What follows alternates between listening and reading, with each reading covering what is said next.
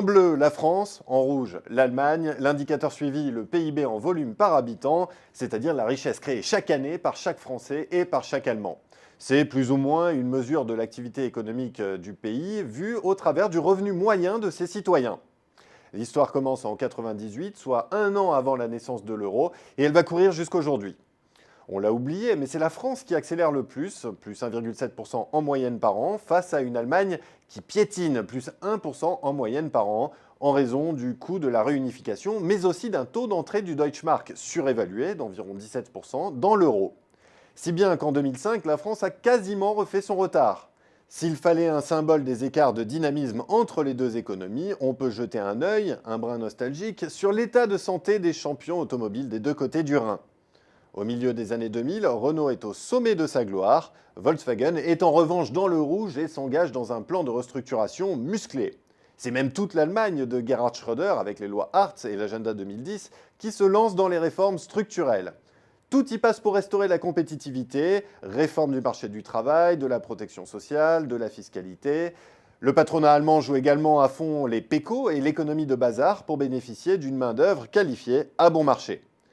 Alors certes, le déficit public dérape, il dépasse ou flirte avec les 4% de PIB de 2002 à 2004, mais Berlin obtient de Bruxelles un assouplissement du pacte de stabilité.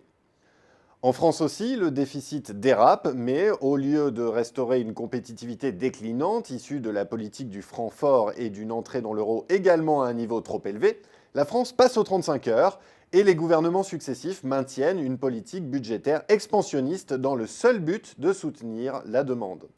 C'est la stimulation budgétaire permanente avec à la clé l'envolée de la consommation, mais au prix du déclin du système productif et d'un déficit extérieur qui se creuse. L'Allemagne bénéficie alors de deux précieux coups de pouce. D'abord, c'est l'Europe qui est en pleine phase ascendante et consomme à plein régime. Et puis c'est aussi le décollage spectaculaire des pays émergents qui équipent leurs usines et veulent des voitures pour leur classe moyenne. Les exportations prennent leur envol, la croissance aussi, et le PIB par habitant fait un bond spectaculaire de près de 8% entre 2005 et 2007. C'est 2 fois plus rapide qu'en France. Il est vrai que les deux pays sont aussi à front renversé en matière de démographie. La population diminue en Allemagne et progresse vivement en France. Mais 2008, c'est la fracture de la grande récession. La chute est sévère pour la France, mais c'est encore pire pour l'Allemagne, très liée à la demande mondiale. En revanche, sa remontée sera beaucoup plus spectaculaire. Son PIB par habitant s'envole et l'écart se creuse ensuite. Bien entendu, la démographie joue encore, mais si le PIB par habitant allemand remonte, c'est d'abord parce que la croissance est nettement plus forte en Allemagne qu'en France. De 2003 à 2006, l'Allemagne a fait sa grande purge, mais dans un contexte de soutien de la demande européenne. Et quand survient la grande récession, ses finances publiques ont été restaurées, ce qui n'est pas le cas en France. Aujourd'hui, c'est au tour de la France de subir la saignée.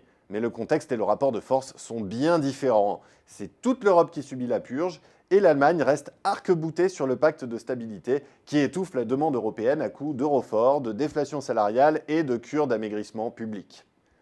Au final, le constat est implacable, l'Allemagne fait la course en tête et l'écart se creuse et n'a jamais été aussi important malgré son récent boom démographique lié à l'arrivée massive d'étrangers, le tout avec des finances publiques au vert. Conclusion, bien joué l'Allemagne.